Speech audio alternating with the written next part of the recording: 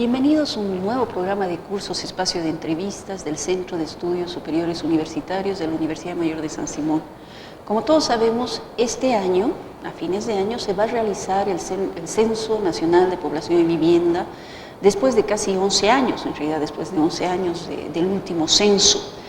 Y sabemos también, como los que un poco seguimos los acontecimientos sociales, que en los últimos meses se han desatado una serie de polémicas y conflictos sociales en torno a las diferentes dimensiones que podría abarcar, variables que podría abarcar este censo.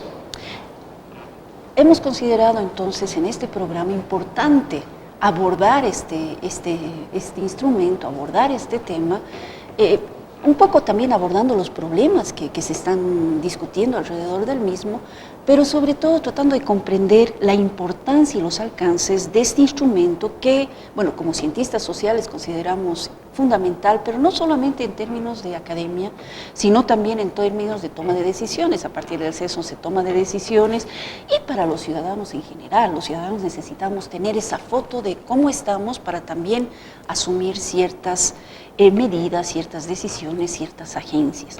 Para hablar sobre el tema y un poco abordar estas polémicas que estamos viendo, se están reproduciendo en diferentes ámbitos de la sociedad civil, hemos invitado a estar con nosotros hoy día al doctor Jorge Miguel Beizaga. Él es economista de formación básica, es doctor en estudios del desarrollo por la Universidad de Zacatecas de México y es investigador del Centro de Estudios de Población de la Universidad Mayor de San Simón. Mil gracias por estar con nosotros, Jorge Miguel. Muchas gracias, Alejandra, gracias por la atenta invitación y yo encantadísimo, ¿no?, de poder conversar un poco estos temas que por supuesto son muy importantes.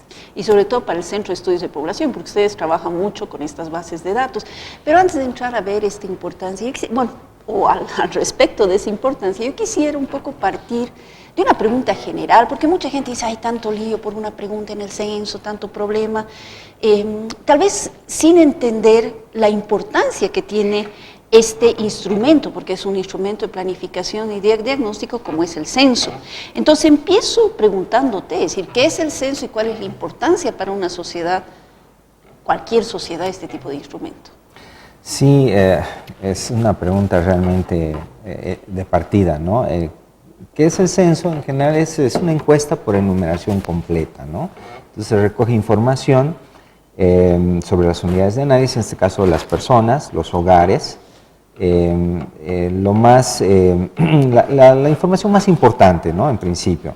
Lo que más nos interesa básicamente es saber cuántos habitantes hay, cuántos hogares hay, pero claro, como es un operativo bastante, digamos que involucra muchos recursos, etcétera, muchos esfuerzos, entonces ya se aprovecha para preguntar más cosas, ¿no?, tratar de hacer un análisis mucho más profundo, ¿no?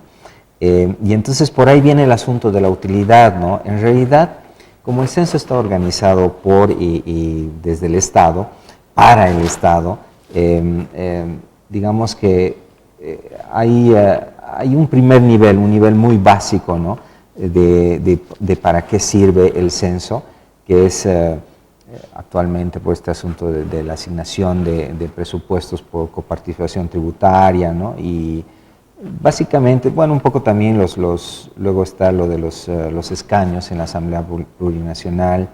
Digamos que ese es como el nivel básico, pero en realidad por la información que se puede obtener en el censo, en realidad es mucho más útil, ¿no?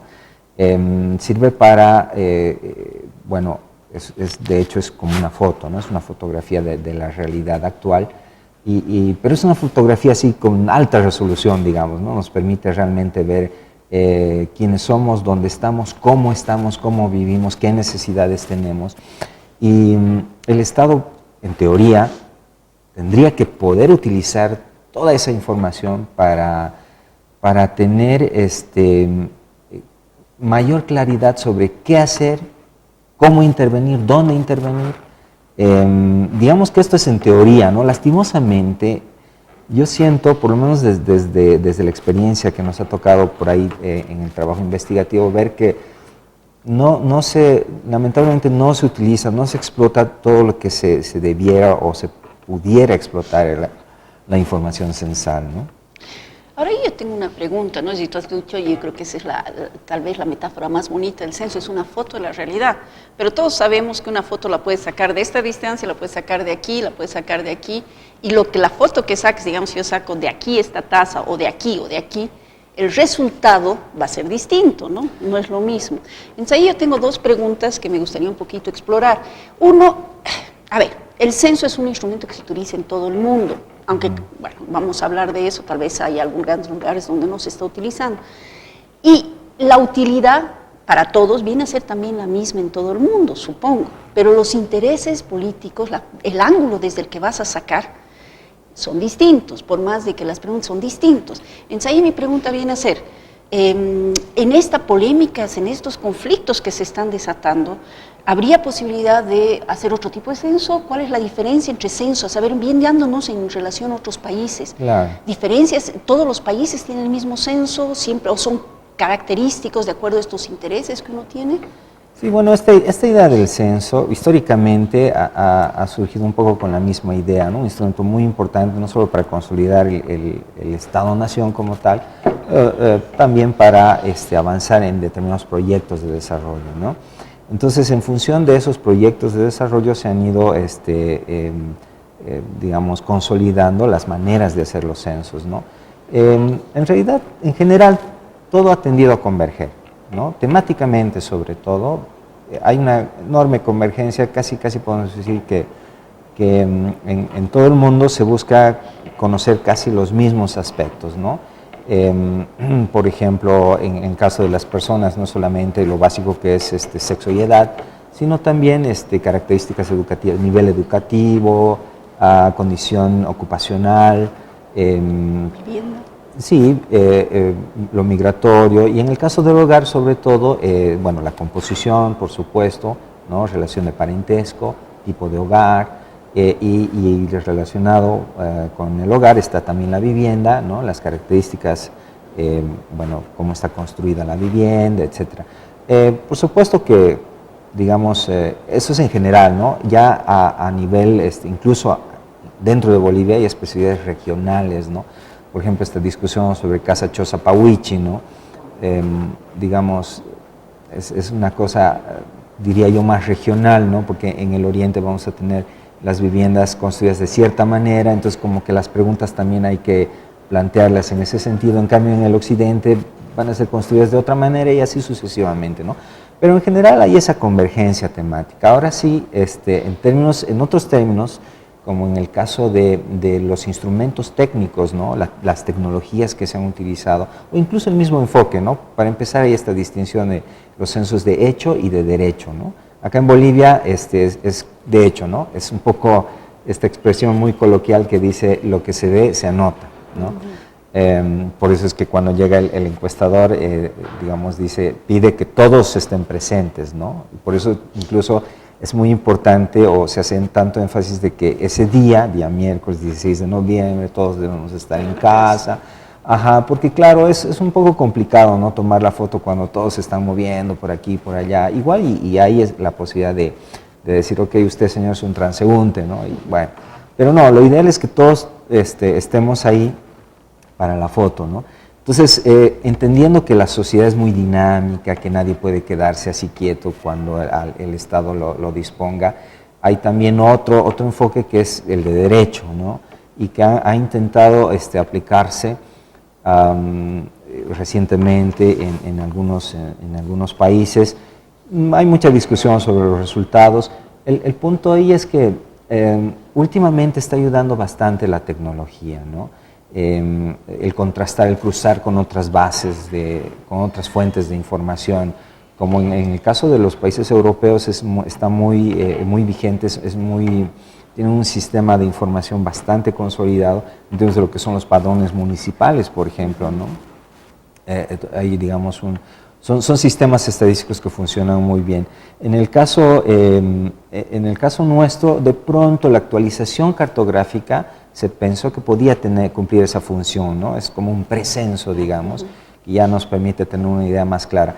Pero digamos que hay dudas y se ha decidido que este censo sea de hecho. Yo también estoy bastante de acuerdo con eso, Nos falta todavía digamos, deberíamos mejorar en términos de logística y de tecnologías. Ojalá que eventualmente podamos llegar a eso, ¿no? Pero digamos que, resumiendo, los censos temáticamente convergen ya como en la operacionalización del censo. Pueden haber diferencias, pero no son tampoco muy drásticas, ¿no? En general, el censo tiene una función y esta es recoger información detallada, específica y completa, sobre todo completa, para poder tener una imagen muy clara, oficial, además de la realidad social que vivimos.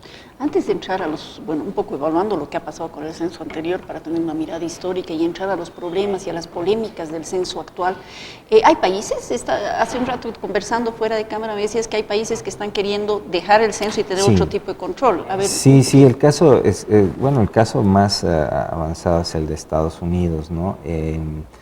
Incluso ahí empezaron, por ejemplo, cambiando el censo en términos de que redujeron la boleta básica. La boleta universal era así mínima, casi sexo, edad y ya. Y el cuestionario ampliado se aplicaba nada más para una muestra, ¿no? Pero en este caso estamos hablando de un país que tiene pues medios, recursos, no solo que ha hecho los censos cada 10 años sagradamente, no, sino que los ha hecho en año cero, siempre en año cero, lo cual es una gran, enorme ventaja para el análisis de la información luego. Y además, cada 5 años ha logrado hacer conteos poblacionales para ir ajustando, calibrando proyecciones y todo eso. Entonces, además ha desarrollado sistemas de información paralelos que les ha permitido a ellos tener una idea, pero así casi en tiempo real, de cuánta gente hay y dónde está.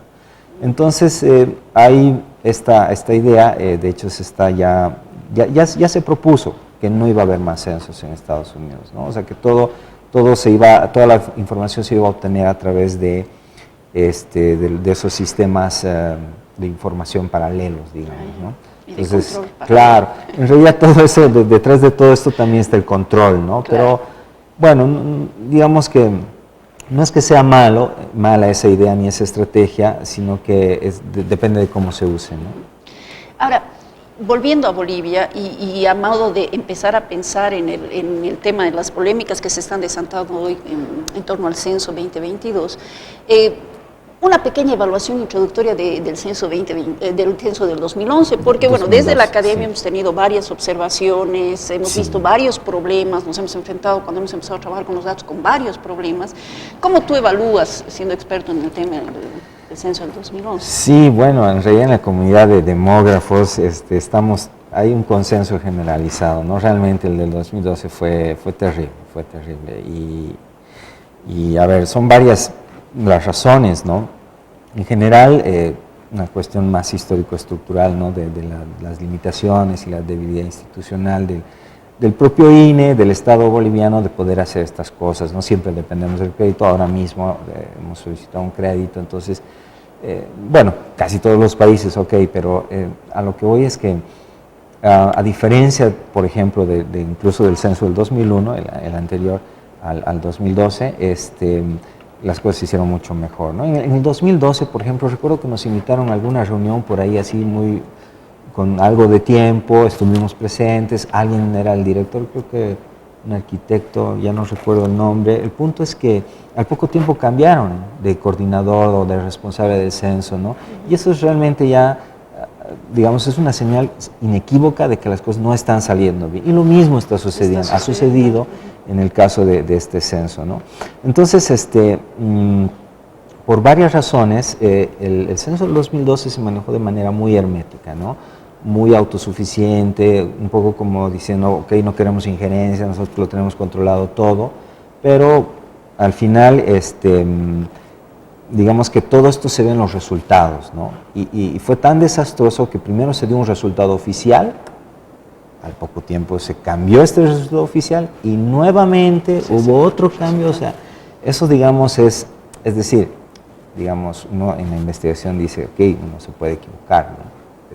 Y enmendar está bien, pero 1, 2 veces, y después ni siquiera ese fue el problema, ¿no? Sino que a la hora de explotar esa información, los resultados que se difundieron realmente fueron muy magros. Primero tardíos, después, como siempre, en un nivel muy básico.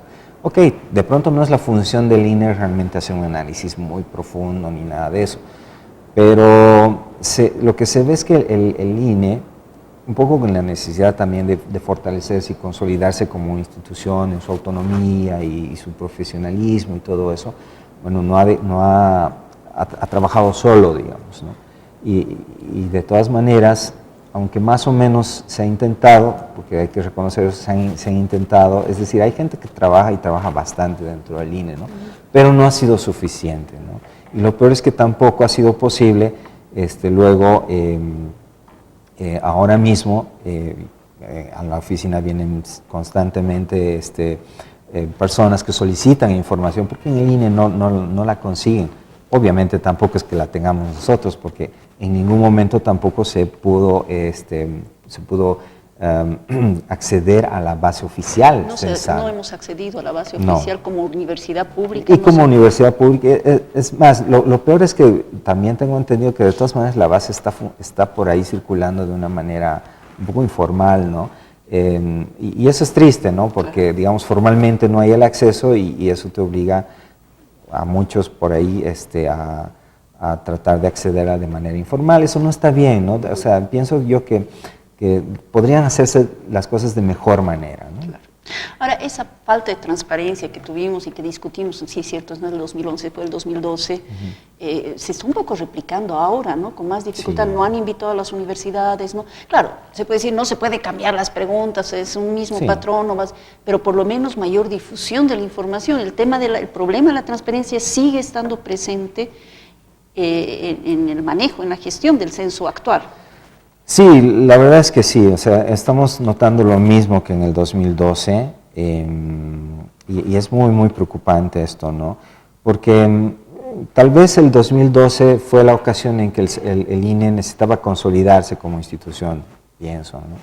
Pero ahora ya no, O sea, creo que ahora es, además por las implicaciones que tiene el censo y las consecuencias que va a tener esta información, es muy importante hubiese sido muy importante que el INE tienda puentes, ¿no? Que busque alianzas estratégicas, no solamente como institución por ahí autónoma, sino el mismo gobierno, ¿no? Tratar de comprometer, de involucrar a toda la población en algo que todos sabemos, bueno, los que trabajamos en este medio sabemos que es realmente muy importante. Entonces, era muy necesario y no se hizo, ¿no? Entonces, mira, ya no quiero ser muy pesimista, pero es que ni conformista, ¿no? Pero lo que digo es que estamos justo en el límite, ¿no? 10 años después del 2012, postergar el censo sería un desastre, pero tremendo. Entonces, yo, por lo menos mi posición es que a pesar de todas las cosas que no se han hecho bien, que se haga el censo, ¿no? Claro. No, porque además, es decir, hay una cosa que para mí queda claro, pero voy a pasar a los problemas antes, es decir, para el mismo Estado es tirarse un tiro si no tienes buena información para gestionar, salvo que quieras mostrar la parte bonita y pare de contar, ¿no? Porque realmente si no tienes un diagnóstico, tu incidencia en la realidad se dificulta. Sí, es cierto, pero ahí, por ejemplo, uno empieza a sospechar, ¿no? Parecía que lo único que importa realmente es el dato poblacional, de cuántos son y dónde están. Esa también es otra cosa que yo quería mencionar de todas maneras,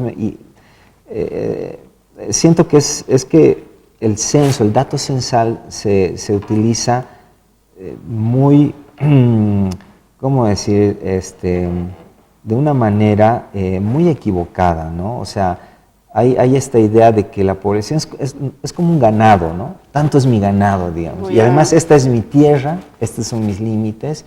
Y este enfoque de la manera de entender la territorialidad y a la población es muy básica y se queda en el nivel de esto es lo mío, no te metas con lo mío, por lo tanto me toca tanto. Y es muy triste ver que todo se reduce a eso, ¿no? No es que, a ver, eso de alguna manera se tiene que hacer, ¿no? Porque ahí hemos decidido, hay leyes, hay un esquema por ahí que sirve para... Pero tenemos que ir más allá de eso, no tenemos que quedarnos en ese nivel. Y mucho más tomando en cuenta que somos sociedades absolutamente móviles, ¿no? Es decir, se mueven, es decir, hay población que puede irse mañana a La Paz, pasado estar en el Chapare, irse a la Argentina, volver, y esa es la dinámica. Entonces, decir, bueno, el límite territorial, y ese es uno de los problemas que han habido, es muy, claro, para términos políticos sí, ¿no? Porque ahí está presupuestos, ahí está, pero ¿tú crees que influye? Una de las grandes polémicas tiene que ver con esto de que no están claros los límites territoriales cartográficos, entonces ¿cómo puede influir en los resultados, no? Sí, ese tema realmente es muy complicado, ¿no? Pero yo por lo menos en ese sentido estoy un poco optimista, siempre he pensado que se puede resolver a través de del uso de las tecnologías, en este caso sistemas de información geográfica, y además una correcta, una adecuada, un mejor tratamiento de las unidades territoriales, ¿no? Por ejemplo, en el 2001 se utilizaban las zonas censales, ¿no? Para el 2012 desaparecieron, o sea, quienes han analizado un poquito la actualización cartográfica del 2012 dicen no existe eso, ¿no? Hemos visto por manzanos. Y en teoría esto parece más interesante porque uno podría, por ejemplo, meter o sacar manzanos según la autoridad competente, decir aquí es o el límite o más allá, ¿no? Pero el problema de eso es, por ejemplo, a nivel de comunidades, ¿no?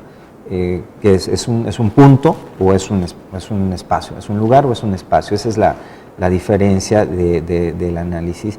Y no tenemos la versatilidad, ese creo que es el punto, de poder manejar de una u otra manera, por un lado. Y por otro, pues yo pienso que más allá de este asunto de las leyes o de lo que formalmente está establecido, deberíamos todos, tanto el INE como la población en general, cambiar un poquito el chip, ¿no? La manera de ver este asunto de los límites. O sea, no tiene por qué ser algo tan drástico o algo por lo que uno tenga que, por ejemplo, hacer marchas hasta las últimas consecuencias, por ejemplo, ¿no? Lo importante es que los problemas que existan se resuelvan, punto. Claro. Ahora, el otro tema, voy a tomar dos temitas más porque ya nos está acabando el tiempo, pero para mí es un tema fundamental porque sí están habiendo varios debates y además lo ha habido el 2012 y si mal no recuerdo el 2001 también, es el tema de la autoidentificación étnica y ahí la categoría mestizo, porque ahí sí tú tienes un sistema de clasificación de la población de acuerdo a ciertos intereses políticos, sociales, culturales, etc. Un datito simplemente para que tú me digas cuál es tu posición frente al tema, es decir, el 2001, si mal no recuerdo, 60%, cerca del 60% se dijo perteneciente a una identidad étnica. El 2012 al revés, ¿no? Era 40% y el resto no. Y de repente surge de nuevo este tema de mestizaje que ya fue un tema discutido el 2012. Claro. Entonces, ¿cómo tú ves el tema? Es un sistema clasificatorio de la población en todo caso. Sí, por supuesto, y es un tema muy controvertido. La verdad es que tampoco pienso que no va a ser fácil resolver eso, ¿no? Yo lo que quisiera distinguir es que hay un tema más técnico, si quieren, o sea, que este asunto de las razas como tal, o mestizo tiene que ver con esto. Es un tema desde la biología, no existen razas, ¿no? Entonces, desde ahí ya, digamos, uno puede asumir una posición, ¿no? Pero también hay que entender que socialmente hay una realidad, hay una historia incluso muy larga en el caso boliviano, en toda la región en general, que tiene que ver con la necesidad de conocernos mejor, ¿no? Y entonces, de hecho, esto se ha usado en el 2001, incluso desde antes ya, esta idea de digamos, destacar, ¿no? Identificar a quienes se adscriben, se autoperciben como indígenas. Y fue algo muy bueno, muy interesante, que provocó cambios, que en general movió nuestra sociedad. El problema es que eventualmente luego esto se fue mal utilizando, de una manera muy perversa. En vez de construir algo nuevo, ha servido para polarizar, para destruir. Entonces de pronto surge la necesidad de ver desde otro ángulo, ¿no? Y entender que en realidad no existe nada puro, y peor todavía no hay esa bondad natural, ¿no? En los indígenas, Entonces, que todos somos estamos compuestos de mil cosas, nuestra historia es siempre muy diversa, y entonces tenemos tanto de lo uno como de lo otro. Sí, y yo creo que esto podría ser muy útil, muy interesante para entender que somos así de diversos y que no hay necesidad de estar enfrentándonos unos entre otros, digamos. Entonces creo que podría ser un tema muy interesante. Obviamente tal vez habría que discutir, no así mestizo a secas, sino incluso uno podría decir, ok, mestizo entre Aymara y Quechua, mestizo Aymara... Entre tal, porque en realidad todos son mestizos. Sí, exactamente. Entonces, bueno, hay para discutir este tema, ¿no? Claro que sí. Y tal vez en un momento en que estamos absolutamente fragmentados, serviría más bien para volver a concebirnos como una sociedad. Se nos ha acabado el tiempo, Jorge Miguel, ya me han dicho que se ha acabado. Para variar, nunca tenemos tiempo. Una última línea simplemente para ir cerrando. El tema de la religión, que es el otro tema que está en debate. ¿Tú cómo ves ese tema? En un segundo, si podrías decir. Sí, algo. no, rápidamente. Siento que o sea, es la expresión de grupos de interés. Así como en el tema de religión puede haber otro, ¿no? El tema de quienes aman a los animales, el tema de la comunidad LGTB, que eventualmente harán presión para que sus preguntas estén ahí. Hay que ver que en algún caso esto puede servir, puede ser útil, vale la pena. En otros casos una pregunta de más encarece el censo, lo hace más difícil, puede haber más errores. En todo caso, ya nada más para concluir, yo solamente quería referirme a una cosa, ¿no? Pensemos un poquito en ese día, ¿no? El día del censo, y luego qué puede suceder adelante. Ese día uno puede decir, no, el censo no sirve, no me gusta, ¿para qué? No, tratemos de no pensar así. Yo más bien quisiera que frente a todo lo que puede estar mal o puede salir mal, uno trate de hacer el mejor esfuerzo de colaborar, de aportar, de dar su granito de arena y tratar bueno, atender muy bien al encuestador, dar respuestas veraces, ¿no? Colaborar realmente, cooperar con el censo, porque luego también podemos tener esperanzas de que si las cosas no salen tan mal, pudiéramos nosotros, bueno, desde la academia nosotros muy dispuestos a colaborar con el INE, con el gobierno, para lograr comprender, entender de manera más profunda, más completa la realidad que vivimos y tratar así de poder aportar ideas en pos de soluciones, en pos de alternativas o propuestas, ¿no? No, es decir, el censo sirve para conocernos, obviamente una forma de conocernos, porque ahí hemos dicho, la foto la puedes tomar de aquí o de aquí, y eso lo tenemos que tener claro, pero siempre es un instrumento para conocernos y para tomar decisiones como ciudadanos incluso. Totalmente de acuerdo con tu última recomendación. Mil gracias por estar con nosotros y gracias a ustedes por acompañarnos hoy.